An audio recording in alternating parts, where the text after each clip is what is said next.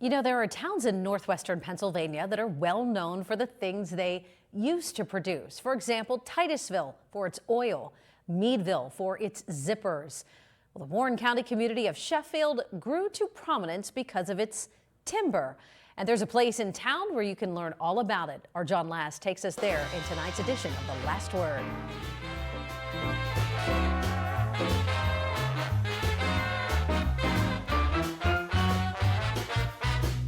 This is the train depot in Sheffield in Warren County. It used to be a busy place because of the vast forest land in this area.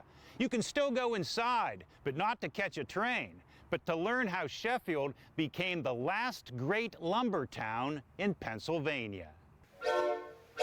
The old train station is now the home of the Sheffield Depot Preservation Society. They worked until 1940, and then the trees ran out. Society President Dennis Sturdivant took me on a tour.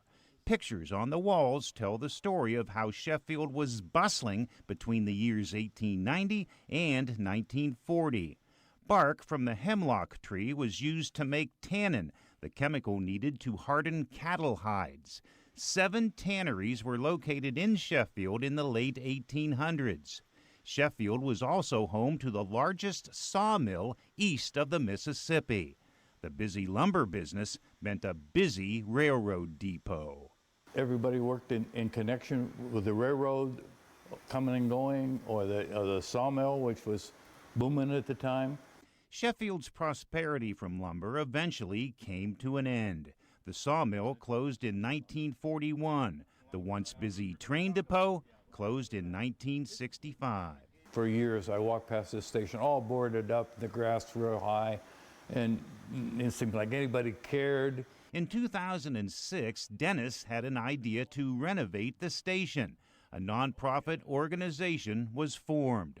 The Sheffield Depot Preservation Society reopened the building as a heritage museum in 2016. Memories of the station's heyday live on. An old baggage cart is on display, as is a mail cart donated by a Sheffield resident.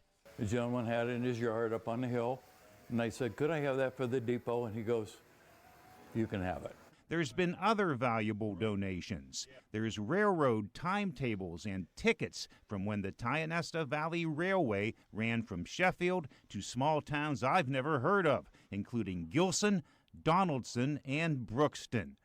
Here's a reversible trolley seat that made sure no passenger had to ride facing backwards. There's also other examples of Sheffield from days gone by, including equipment used by the town shoemaker in the 1930s. These days, the only trains that stop at the station are the model trains that are on display inside.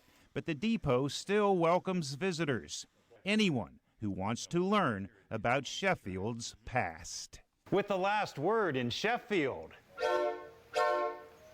John Last, Erie News Now. What a great tour inside, right? Well, many things have changed in Sheffield over the years. The town now has about 960 residents. Dennis says there was a high school football game played there in 1946, and that game drew over 1,000 fans. We'll be right back with more of Erie.